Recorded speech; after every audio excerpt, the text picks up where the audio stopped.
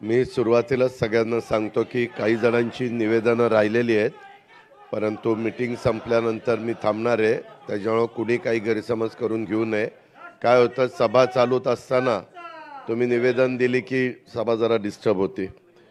मी सुरुवातीलाच आपल्या सगळ्यांचे सहकारी ज्यांनी आता मार्गदर्शन दिलं ते प्रफुल्लजी पटेल साहेब, सुनील तटकरेजी, छगन भुजबळजी, तसंच उपस्थित असणारे रामराजे नाईक निंबाळकरजी, हसन मुश्रीफजी, नरहरी झिरवाळजी, धर्मबाबा अत्रमजी,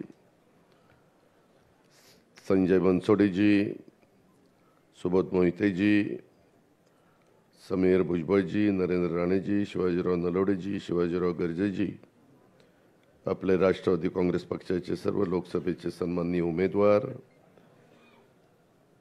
सर्व आजी माजी खासदार, आमदार, सर्व जिल्हा अध्यक्ष, सर्व जिल्ह्याचे उपस्थित कार्याध्यक्ष, राष्ट्रवादी काँग्रेस पक्षाच्या सर्व सेलचे अध्यक्ष, त्याचे सर्व कार्याध्यक्ष, राज्य कार्यकारिणीचे सर्व सन्माननीय पदाधिकारी, सर्व उपस्थित माझे सहकारी, पत्रकार बंधू भगिनी, आजच्या ह्या आपल्या बैठकीच्या निमित्तानं आज एक अतिशय चांगल्या प्रकारचा निर्णय आपले तरुण सहकारी धीरज शर्मांनी घेतलेला आहे. ते अध्यक्ष धीरज शर्मा, युवकांचे अध्यक्ष देशाचे, तसंच जम्मू काश्मीरचे प्रदेश अध्यक्ष गुलजारजी नागरोजी, कार्याध्यक्ष स्वर्णिय चौधरीजी, प्रकाश जोशीजी, राजस्थानचे प्रदेशाध्यक्ष, राष्ट्रीय उपाध्यक्ष युवकचे मुरली मनोहर पांडेजी,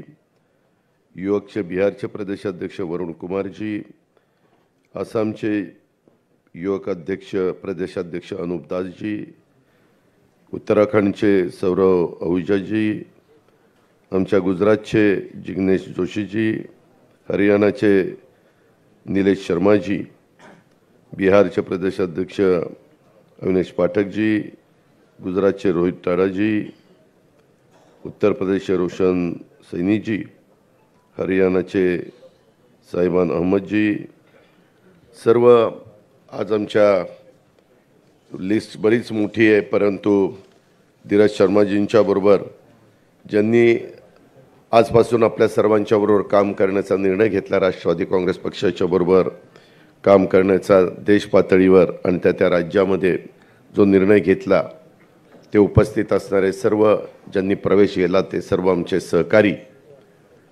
जमलेल्या बंधू भगिनींनो, माझ्या तरुण मित्रांनो, सुरुवातीला प्रदेशाध्यक्षांनी काही बाबी सांगितल्या.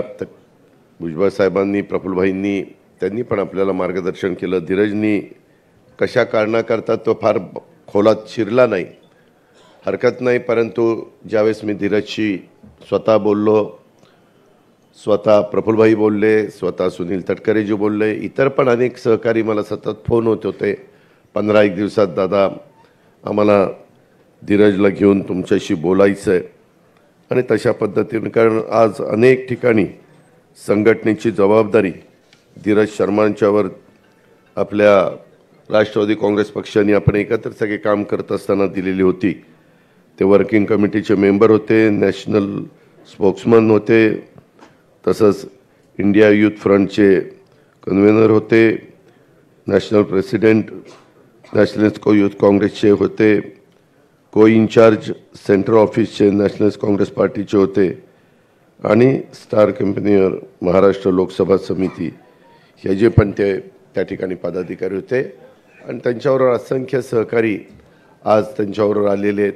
आपण सगळ्यांनी ते पाहिलं. त्यांना प्रत्येकाला आपली आपली 2-2 मिनटं बोलायचं होतं, परंतु वेळेअभावी ते त्यांचे विचार त्या ठिकाणी मांडू शकले नाही. परंतु मित्रांनो, आपण सगळेच जण, म्हणजे भुजबळ साहेब तर जे साक्षीदार आहेत, प्रफुल्लभाई साक्षीदार आहेत, सुनील तटकरेजी साक्षीदार आहेत.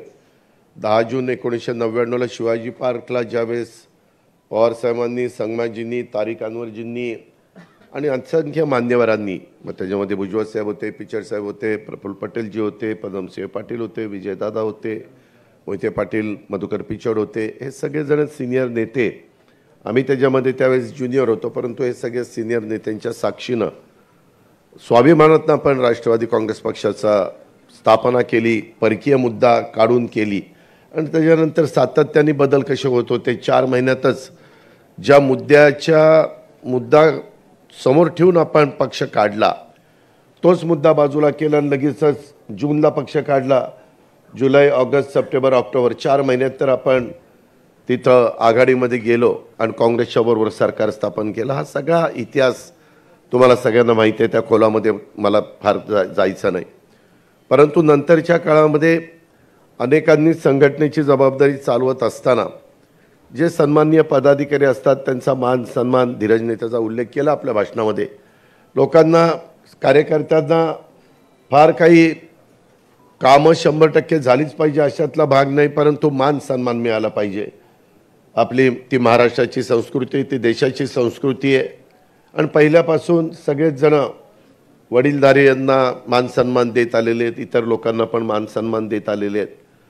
परंतु जो आपण मधल्या काळामध्ये 2 जुलैला निर्णय घेतला त्याच्या आधीच्या काळात काही जणांचं महत्त्व पक्षामध्ये वाढलं आणि ते वाढल्यानंतर कसं आपण सगळ्यांशी बोललं पाहिजे, वागलं पाहिजे, कसं सगळ्यांना सामावून घेतलं पाहिजे, कसं कुणाला अलीकडं म्हणजे घरातला कामवाला गडी असला किंवा घरकाम करणारी बाई असली आणि तिला जरा मालकिनीनं किंवा घरातल्या प्रमुखांनी काही बोललं की ती म्हणते चल हिशोब कर आणि पैसे घे आणि चल मला सोड. म्हणजे एवढे अलीकडची परिस्थिती आहे. म्हणजे कधी कोण कुणाला सोडून जाईल सांगता येत नाही.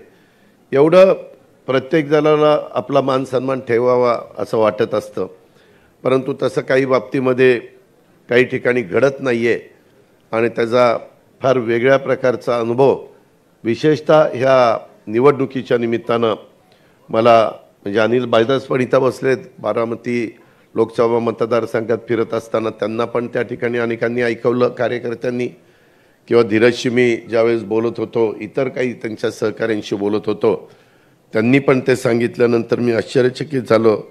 वास्तविक कार्यकर्ता हा महत्त्वाचा असतो. मी नेहमीच सगळ्यांना सांगत असतो किंवा अशा प्रकारच्या कार्यक्रम सांगत असतो की कार्यकर्ता हा पक्षाचा कणा असतो आणि त्याच्यामुळं तो कणा आपण जपला पाहिजे, त्याला त्या ठिकाणी महत्त्व दिलं गेलं पाहिजे, अशा प्रकारची माझी स्वतःची भूमिका आहे.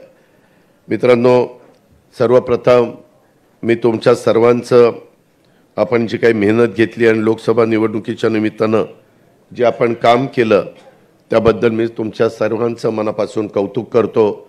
आजच्या बैठकीच्या निमित्तानं मोठ्या संख्येने आपण आलात त्याबद्दल आपलं मनापासून स्वागत देखील करतो. थोडीशी गैरसोय झाली, सगळ्यांना बसायला जागा मिळाली नाही, अनेक जण उभे आहेत आणि त्यांना बसायला खुर्ची देखील तिथं देता आली नाही, ही थोडीशी गैरसोय, परंतु त्याची नोंद निश्चितपणे संघटनेकडनं, पक्षाकडनं घेतली जाईल आणि पुढच्या वेळेस त्याची दुरुस्ती देखील केली जाईल, हे सुरुवातीलाच मी आपल्या सगळ्यांच्या लक्षामध्ये आणून देतो.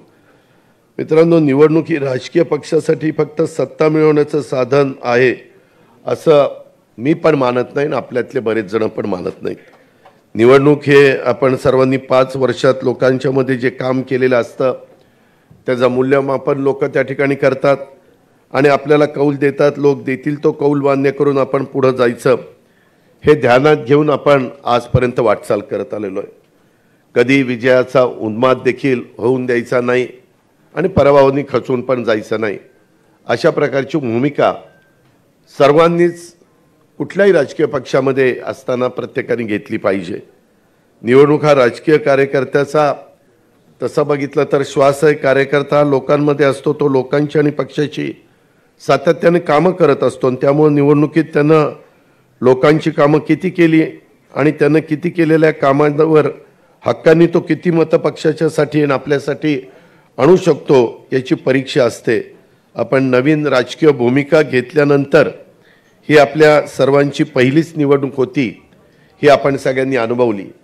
जरूर थोडासा उल्लेख प्रफुल्लभाईंनी केला, 48 जागा आपल्या महाराष्ट्रापुरतं बोलायचं झालं तर आहेत, बाहेर पण आपण एक जागा त्या ठिकाणी लढलो नाही अशातला भाग नाही, परंतु त्या 41 जागा मागच्या वेळेस ह्या भाजप शिवसेनेच्या आलेल्या होत्या आणि फक्त 7 जागा आपल्या विरोधकांच्या आलेल्या होत्या आणि त्याच्यामुळं 7 जागांच्या पेक्षा जास्त तिथं चर्चा करायला संधी नव्हती तरी देखील काही बाबतीमध्ये कसं आपल्याला जास्तीत जास्त जागा मिळवता येईल हा प्रयत्न झाला आणि त्याचा उल्लेख सातारची जागा जरी सोडली तर तिथं राज्यसभेची जागा घेतलेली आहे आणि मी आधीच सगळ्या कार्यकर्त्यांना सांगतो, सगळ्या नेते मंडळींच्या साक्षीनं सांगतो की त्याच्यामध्ये सातारची जागा जी घेतलेली आहे राज्यसभेची ती सातारा जिल्ह्यालाच दिली जाणार आहे ही गोष्ट देखील आपण लक्षामध्ये घ्या.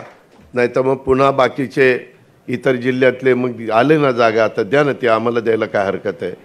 तसं काही होऊन देऊ नका. हे पहिलं प्रफुल्लभाई तुम्हालाही आठवत असेल ते ठरलेलं आहे आणि सुनीलजी तुम्हालाही माहिती आहे, आपण इतर पण मान्यवरांच्या कानावर ही गोष्ट त्या ठिकाणी घातलेली आहे. त्या प्रकारे तिथं कार्यकर्त्याला मदत केली जाईल आणि सातारा तसा आपल्या पक्षाचा एक बालेकिल्ला म्हणून ओळखला जातो, म्हणून त्याचा उल्लेख मी आवर्जून आपल्या सगळ्यांच्या समोर केला. वेगवेगळ्या प्रकारचे प्रश्न आहेत. भुजबळ साहेबांनी त्याचा उल्लेख केला की आपण साधारण 54 निवडून आलेलो होतो.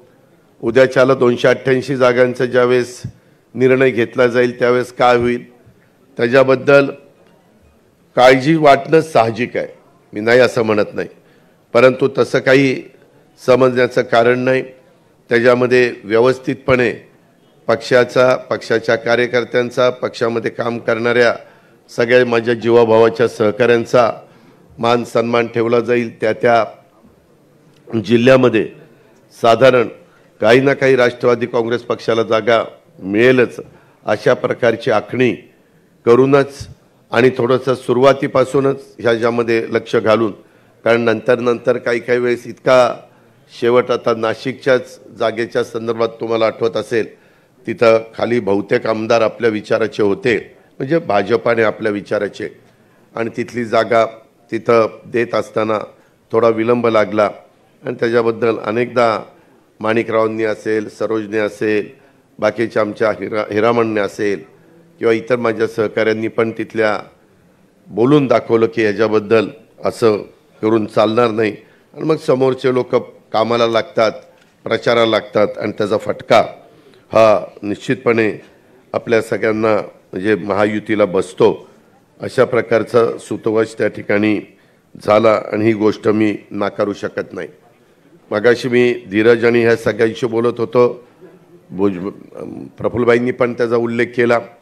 आपल्याला उद्याच्या 10 जूनला 25वां वर्ष आपण साजरं करतोय, म्हणजे 1099 ते 2024, तर त्यामध्ये 25 वर्ष पूर्ण होत आहेत आपल्याला आणि 26वा वर्धापन दिन, पहिला वर्धापन दिन जर 10 जून 1999चा आपण धरला तर, आणि त्याच्यातून पुन्हा राष्ट्रीय पक्ष म्हणून आपल्याला मान्यता मिळवायची आणि तशा प्रकारचा प्रयत्न हा सगळ्यांचा चाललेला आहे.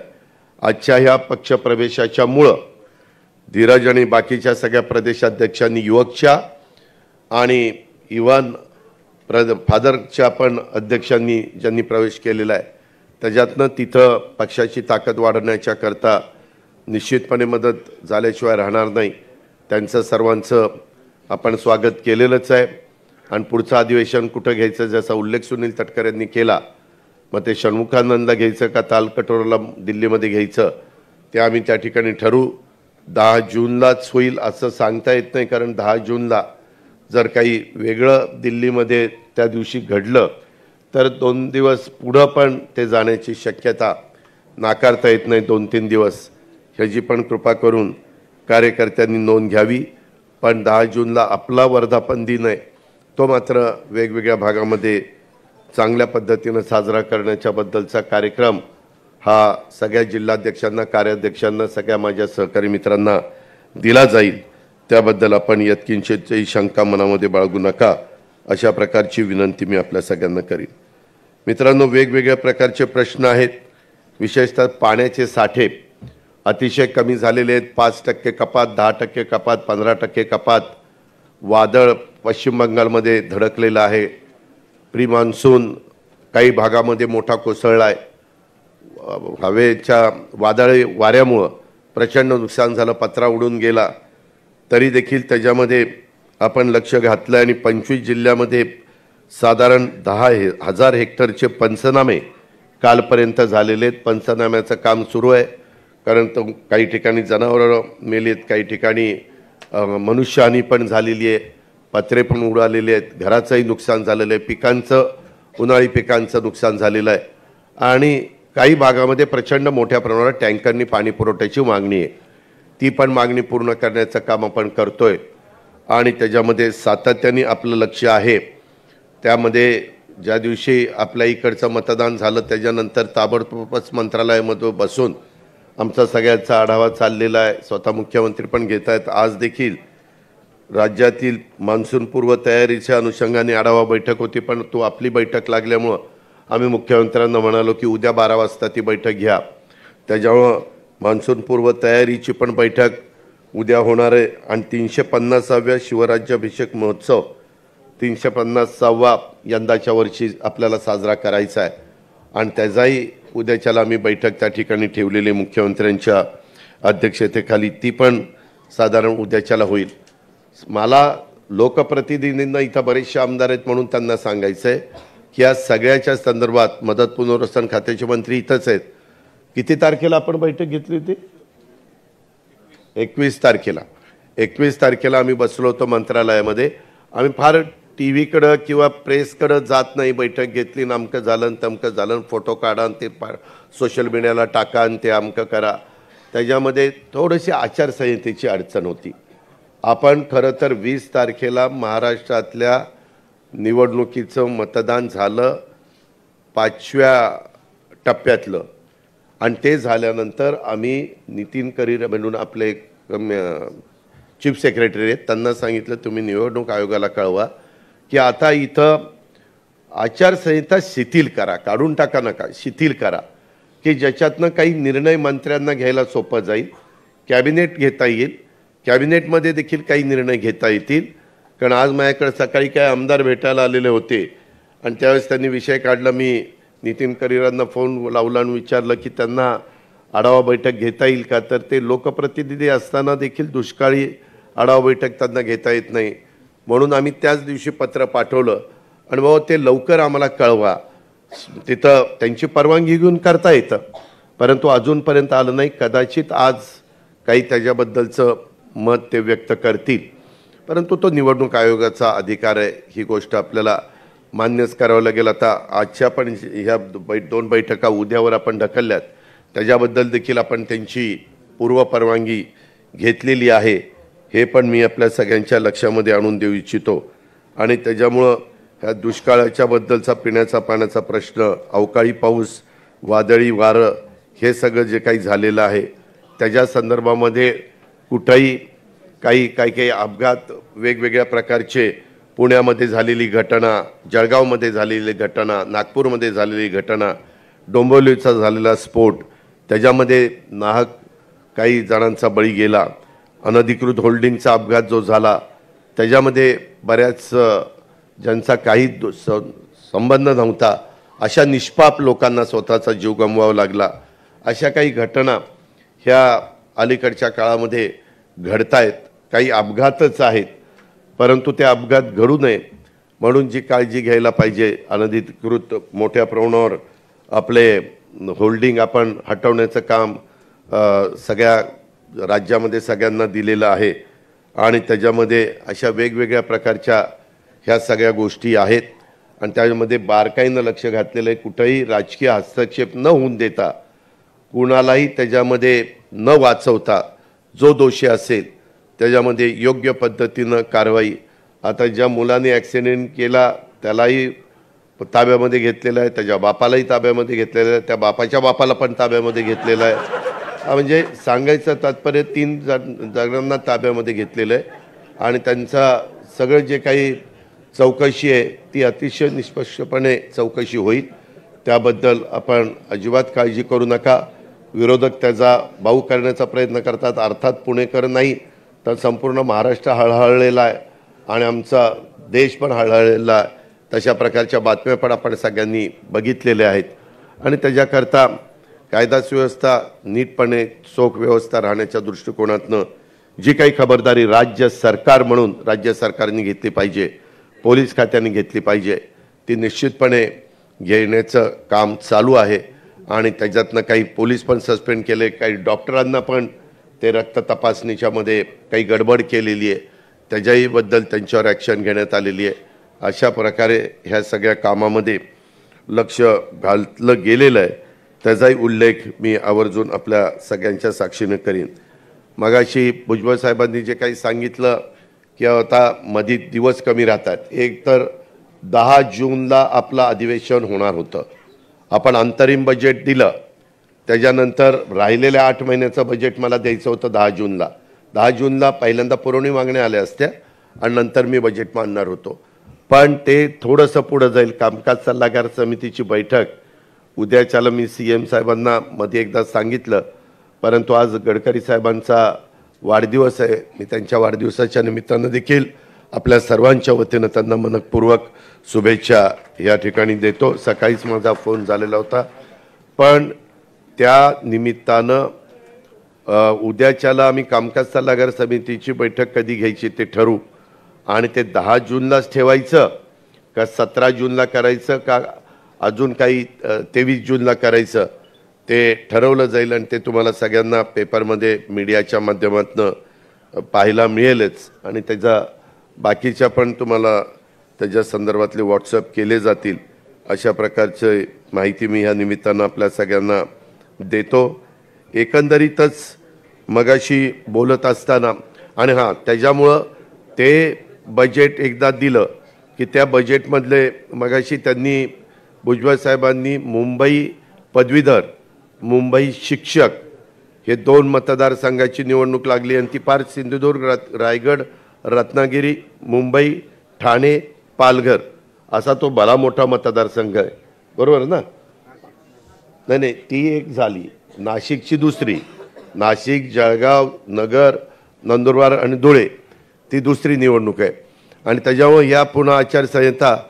तर भुजबळ साहेबांचं मत बरोबर आहे की फक्त शिक्षक तिथे वोटर असतात आणि काही ठिकाणी पदवीधर तिथं वोटर असतात पदवीधर मतदारसंघात.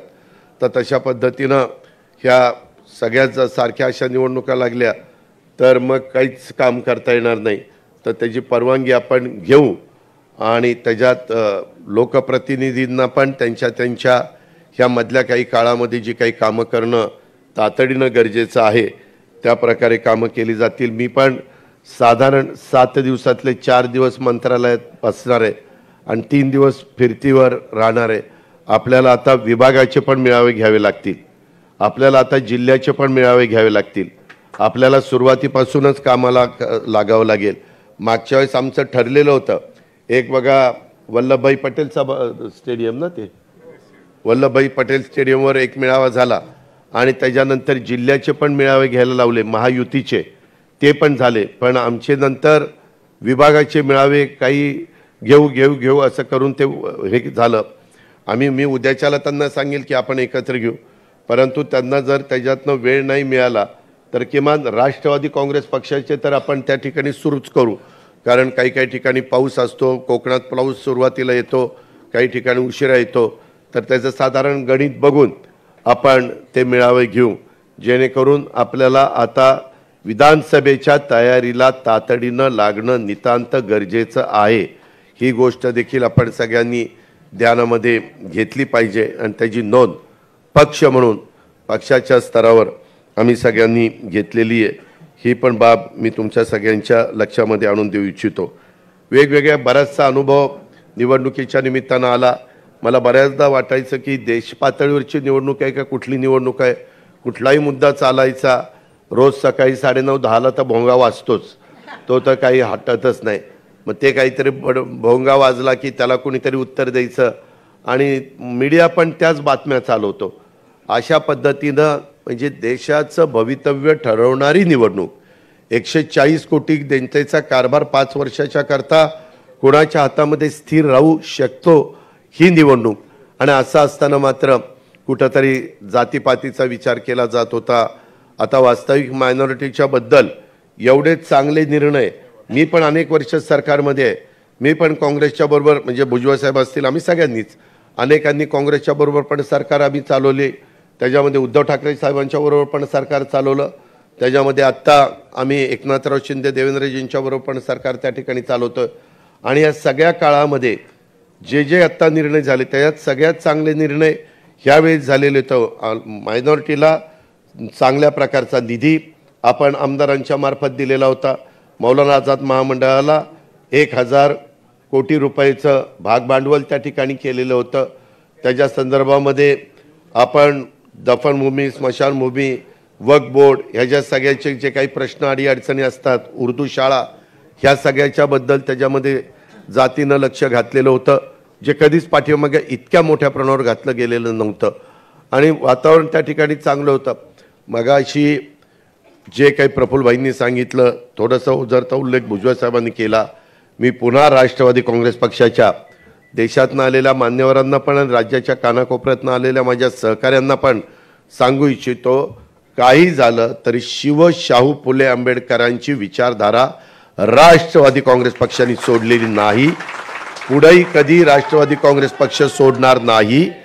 जे मगाशी प्रफुल्लभाईंनी सांगितलं, मी प्रफुल्लभाई त्यावेळेस तिथं होतो आणि त्यावेळेस समोर नरेंद्रभाई आणि अमितभाई बसलेले होते, लड्डाजी पण होते, ते 3 जण होते आणि आपण इकडे 2 जण बसलो होतो.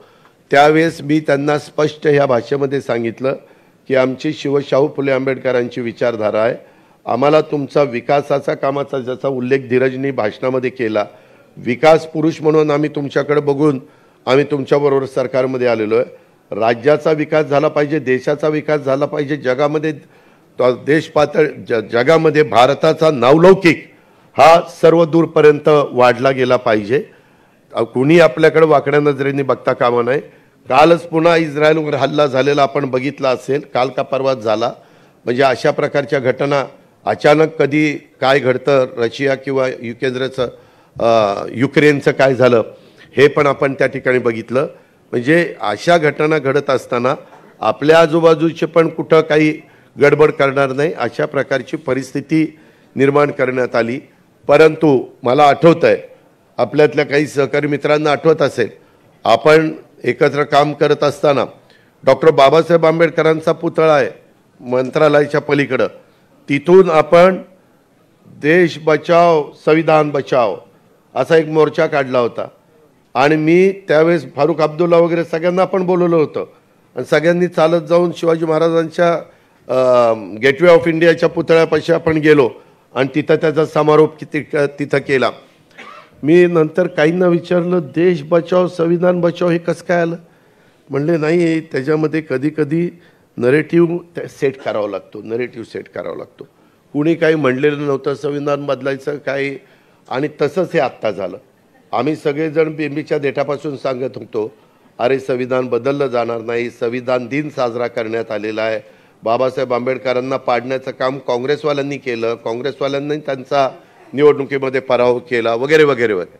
परंतु लोक त्या ठिकाणी ऐकण्याच्या मनस्थितीमध्ये नव्हते आणि सांगण्याचा रामदास आठवले पण प्रयत्न करत होते, आम्ही पण सगळे प्रयत्न करत होतो.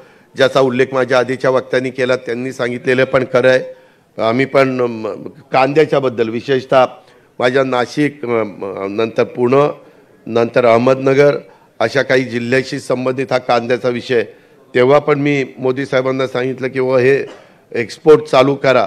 निवडणुका जाहीर झाल्या एक्सपोर्ट चालू झाला असता तरी देखील यांनी तर, मी त्या दिवशी नाशिकच्या सभेमध्ये मी सुनील तटकरे यांना, प्रफुल्लभाईंना सांगितलं की भुजबळ साहेबांना तिथं पक्षाच्या वतीने बोलायला संधी द्या.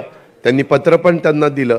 पण त्या एकेका गोष्टीचा उल्लेख काय होतं, 5 वर्ष किती काही काम केलं तर कधी फार लक्षात ठेवता असं नाही.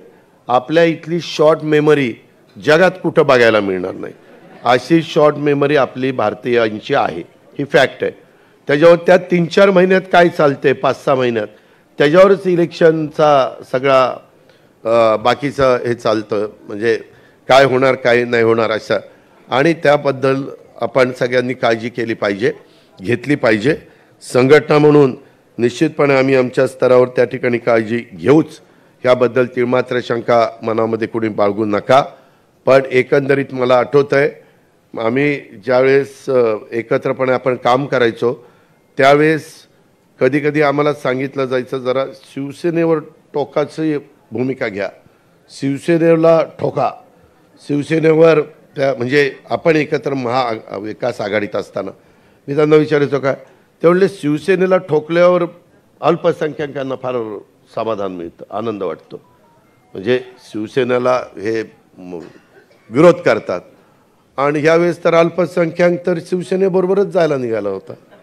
म्हणजे काय कुठं कसं गणित बदलतं काय ते ब्रह्मदेव आला तरी सांगू शकणार नाही यावेळेस काय होणार आणि काय नाही.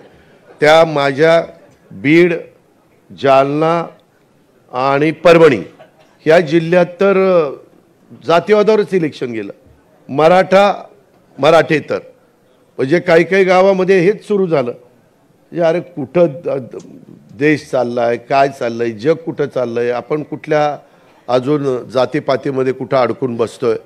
ह्याही गोष्टी ज्यावेळेस आपण शाहू फुले आंबेडकरांची विचारधारा म्हणतो, ह्या लोकांचा आदर्श डोळ्यासमोर ठेवून पुढे जायचं म्हणतो, मनुस्मृती वगैरे भुजबळ साहेबांनी सांगितलं, त्याच्यामध्ये कुठल्याही परिस्थितीत आपण सरकारमध्ये असेपर्यंत तरी तसं आपण कोणी होऊन देणार नाही, तुम्ही काळजीच करू नका. कारण माझं स्वतःचं दीपकशी पण बोलणं झालेलं आहे की सरकार, दीपक पण पूर्वाश्रमीचा राष्ट्रवादीचाच, आपणच त्याला आमदार केला आणि नंतरच्या काळात काही बदल झाला ती गोष्ट वेगळी. परंतु अशा पद्धतीनं कुठलंही ज्याच्यातून आपली जी काही ज्या विचारधारेतनं आपण सगळेजण पुढं चाललेलो आहोत त्या विचारधारेला कुठंतरी ठेच पोचेल, तिथं कुठंतरी धक्का लागेल, अशा पद्धतीनं मग त्याच्याबद्दल कितीही मोठी किंमत मोजावी लागली तरी चालेल, परंतु राष्ट्रवादी काँग्रेस पक्ष पाठीमागे येणार नाही, मागं हटणार नाही. ही पण गोष्ट मी आपल्या सगळ्यांना अतिशय स्पष्टपणे सांगतो. नाहीतर पुन्हा काहीतरी कुणीतरी पुढ्या सोडायचं काम करतंय आणि नको ती चर्चा त्या ठिकाणी सुरू करतात. हे स्पष्ट सगळ्यांनी त्याच्याबद्दलची नोंद आपण सगळ्यांनी घ्यावी, अशा प्रकारची माझी आपल्याला सूचना आहे. आता हे पुण्याच्या संदर्भामध्ये वेगवेगळ्या गोष्टी चाललेल्या आहेत. खरं तर आर पाटीलच गृहमंत्री असताना डान्स बार बंदी वगैरे आपण कायदा केलेला होता. आता ते डान्स बार बंदी असेल, पब बंदी असेल, ऑर्केस्ट्रा बार बंदी असेल, ह्याच्याबद्दल पण एकदा फेर विचार करून कशा पद्धतीनं नियम कायदे करायचे आणि त्याच्यातून कुठल्याही परिस्थितीमध्ये जे सज्ञान नाहीत अशा मुलांना ज्या गोष्टी नको त्या मिळतात आणि पालकांचंही लक्ष नसतं आणि मग त्याच्यात निष्पाप काही तरुणींना पण स्वतःचा जीव गमवावा लागतो, ते पण अजिबात होता कामा नये. म्हणून जी काही पावलं उचलावी लागतील ती पावलं उचलली जातील, ह्याही बद्दलची नोंद आपण सगळ्यांनी ह्या बैठकीच्या निमित्तानं घ्यावी. दुसरा एक विषय मला तुम्हाला सांगायचा होता, मी त्याचा साक्षीदार आहे, ह्याच्यातले बरेच इथं बसलेले त्याचे साक्षीदार आहे. 2004च्या बद्दल मधी पवार साहेबांनी एक स्टेटमेंट केलं की 2004ला जर राष्ट्रवादी काँग्रेस पक्षाचा मुख्यमंत्री केला असता तर पक्ष फुटला असता. दादांत खोटं आहे, दादांत खोटं. मी त्यावेळेस होतो, त्याच्यामध्ये आम्ही सगळेच जण होतो, भुजबळ साहेब होते, प्रफुल्लभाई होते, तटकरे साहेब होते, सगळे आम्ही होतो. उलट आम्हाला वाटत होतं ते करावं आणि मी तर त्यावेळेस मुख्यमंत्री पदाचा मध्ये इंटरेस्टेड नव्हतो त्यावेळेस. तर त्यावेळेस मला वाटत होतं की भुजबळ साहेब त्या ठिकाणी होतील, कारण राष्ट्रवादी काँग्रेस पक्षाची स्थापना झाल्यानंतर खऱ्या अर्थाने महाराष्ट्राच्या कानाकोपऱ्यामध्ये राष्ट्रवादी पक्ष पोचवण्याचं काम कुणी जर केलं असेल तर ते भुजबळ साहेबांनी केलं. ही गोष्ट कुणीही नाकारू शकत नाही. आम्ही सगळेजण बघत होतो, प्रचंड म्हणजे पहिले अध्यक्ष पण होते आणि त्यांनी कशा पद्धतीनं त्यावेळेस बाळासाहेब ठाकरेंच्या हिंदू हृदय सम्राट सरसेनापती बाळासाहेब ठाकरेंच्याबद्दल बोलणं म्हणजे लोक म्हणायचे अरे बापरे आता ह्याचं काही खरं नाही. परंतु त्यांनी ते किणी प्रकरण आणि काय कोण टी काय मी आता ते काही काढत नाही, परंतु ते सगळं काढलेलं होतं आणि त्याच्यातनं एक वातावरण असं निर्माण झालं. पण एवढं वातावरण निर्माण होऊन देखील आपण 58लाच थांबलो आणि काँग्रेसचं प्रचाराला कुणी नव्हतं तरी ते 75ला गेले आणि तिथली आपली संधी त्या ठिकाणी गेली. पण 2004ला पुन्हा सगळ्यांनी चांगल्या पद्धतीनं कामं केली आणि ती संधी आली. परंतु आता आपले नेते म्हणजे वरिष्ठ नेते जे काही सांगतायत की बाबा असं आहे तसं नाही, त्याच्यामध्ये खरं कारण असं आहे की 91ला काही नवे होते कुठं, पद्मसिंह पाटील तर मला आठवत आहे, प्रफुल्लभाई तुम्हालाही आठवत असेल, ज्यावेळेस 91ला पवार साहेबांना संरक्षण मंत्री म्हणून जाण्याची वेळ आली त्यावेळेस मॅक्झिमम आम्ही आमदार सेवा सदनला बसलो होतो. सेवा सदन हा सगळे आम्ही होतो. सेवा सदनला मेजॉरिटी तिथं एकत्र काँग्रेस होती आणि सगळ्यांनी पद्मसिंह पाटलांचं नाव दिलं होतं. त्याच्यात सुधाकरराव नाईकांचं नाव कुठं चर्चेला नव्हतं. सुधाकरराव नाईक सिनियर नेते आहेत, त्यांच्याबद्दल आदर आहे, त्यांच्या हाताखाली आम्ही भुजबळ साहेबांनी काम केलं, त्याच्यातनं गैरसमज कोणी करू नका. पण तिथं जाताना पद्मसिंहांना न करता पवारसाहेब शेवटी अंतिम निर्णय घेणारे साहेबांनी तो निर्णय घेतला आणि ते सरकार त्या ठिकाणी बदललं गेलं. आणि नंतर भुजबळ साहेब प्रफुल्ल आपले पद्मसिंह विजयदादा वगैरे त्या सगळ्या मंत्रिमंडळामध्ये राहिले. सांगायचं तात्पर्य तेव्हा तर पण त्यांचा विचार झालाच होता. ही कधीची गोष्ट 91 आणि नंतर कुठं आला 2004 म्हणजे मग 13, 14, 15 वर्षांनी संबंध आला. मग 14-15 वर्षांनी सगळे नौके होते. नौके म्हणायचं कारणच नव्हतं. पण आता काही पण सांगतात. मला बातमी कळलेली अशी आहे, माझी बातमी खरीच आहे, की त्यामध्ये नाईक साहेबांना मुख्यमंत्री केल्यानंतर नाईक साहेब 1 वर्ष देखील साहेबांचं त्यांनी ऐकलं नाही.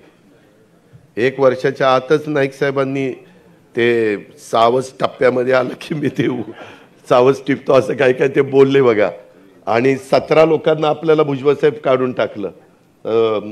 काय ते विजयदादांनी आपल्याला कळवलं की तुम्हाला 17 लोकांना मंत्रिमंडळातनं काढलं आणि तिथनं ते सगळी गडबड झाली.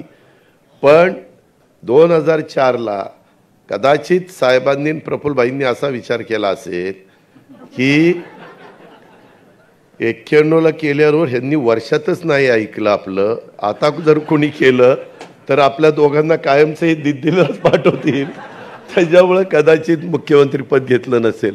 हे आता सांगता येत नाही. काही ना काही त्याला कारण आहे. उगीच आता काहीतरी करतात. वास्तविक भुजबळ साहेबांच्या आणि मी आज पण राष्ट्रवादी काँग्रेस पक्षाच्या सगळ्या सहकाऱ्यांना सांगतो, 91ला 2004ला मुख्यमंत्रीपद घेतलं असताना तिथपासून नंतर कायम राष्ट्रवादीकडेच मुख्यमंत्रीपद राहिलं असतं. भले कुणीही झाले, भुजबळ साहेब झाले असते, तिथं काय RR पाटील झाले असते किंवा आणखीन कुणी झालं असतं. पण सतत, कारण मुख्यमंत्र्याच्या हातात एवढी पॉवर असती की आता आम्ही अनेक सरकारमध्ये कामं केलेले असल्यामुळे ते बघतो. परंतु हरकत नाही, आता तेच उघडण्यात बसण्यात अर्थ नाही.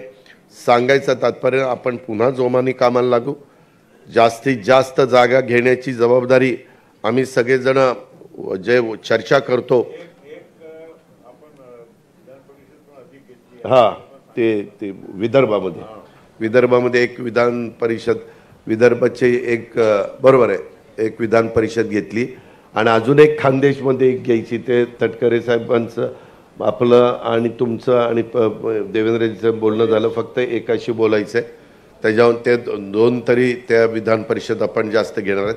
सांगायचं तात्पर्य, जरी आपण कुठंतरी युतीमध्ये तडजोड करण्याच्या करता काही म्हणतात ना, युद्धात जिंकले पण तहात हारले असं फाला नाही. तसलं काय होणार नाही.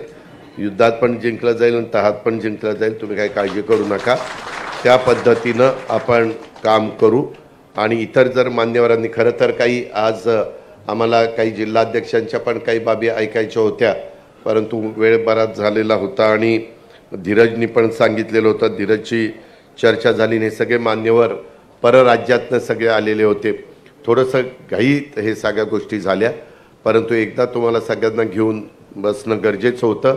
बरेच जण आमदार अजून परदेशी पण गेलेले आहेत, काही अभ्यास दौऱ्यावर गेलेले आहेत, काही फॅमिलीला घेऊन गेलेले आहेत. अभ्यास दौरा कसा असतो ते नरहरी झिरवाळांना माहिती आहे. परदेशातला अभ्यास दौरा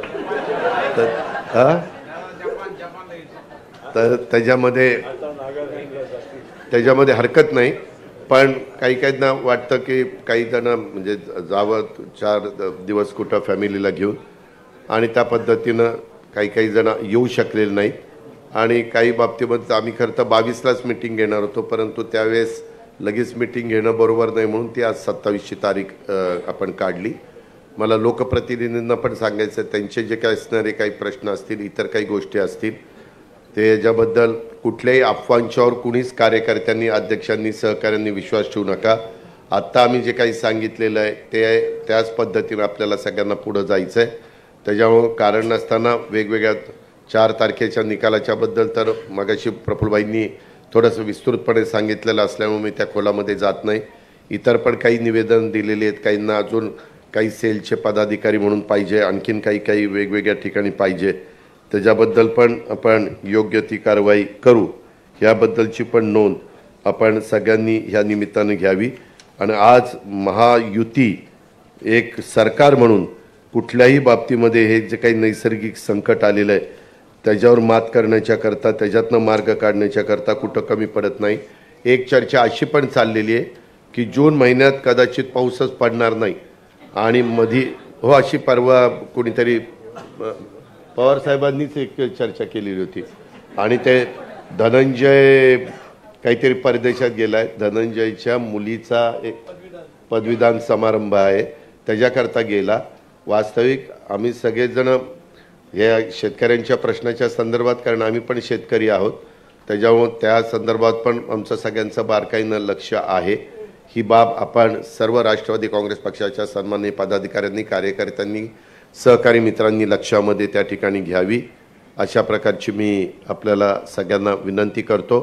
त्यामुळं कुणी काही जण अशा प्रकारची स्टेटमेंट करतात आणि मग आपल्या पक्षाच्या एखाद्या मंत्र्यावर किंवा ते हजर का नव्हते, काय नव्हते, ते मला विचारूनच गेले होते. त्याच्या मुलीचा कार्यक्रम होता आणि पण आम्ही स्वतः त्याबद्दलच्या सगळ्या खरीपपूर्व आपण जो काही हे असतो त्याची पण तयारी, त्या बाबतीमध्ये खरीप हंगामपूर्व तयारी, बियाणं, खतं, औषधं ती पण व्यवस्थितपणे राज्यातली केलेली आहे. साधारण ज्या शेतकऱ्यांची कुठली मागणी कपाशीची असेल, मक्याच्या बियाण्याची असेल किंवा कुठल्याही बियाण्याची असेल किंवा DAP, पोटॅश आणि युरिया, हे पण ह्यावेळेस जरा आम्ही लिक्विड युरियाला जास्त महत्त्व दिलं आहे.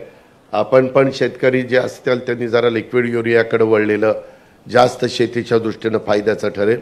अशा या सगळ्या बाबींचा फार बारकाईनं विचार करून आपण पुढं चाललेलो आहोत. ह्याची पण नोंद आपण सगळ्या राष्ट्रवादी काँग्रेस पक्षाच्या कार्यकर्त्यांनी घ्यावी, अशा पद्धतीने माझी विनंती है. फिर एक दफ़ा धीरज शर्मा जी और उनके साथ जो भी अलग अलग स्टेट के लोग आए हैं उनका सबका मैं तहे दिल से स्वागत करता हूं और मैं पूर्ण विराम देता हूं. जय हिंद, जय महाराष्ट्र. धन्यवाद दादा. सर्वांनी एक 2 मिनिटं बसून घ्यायचंय. अजून काही लोक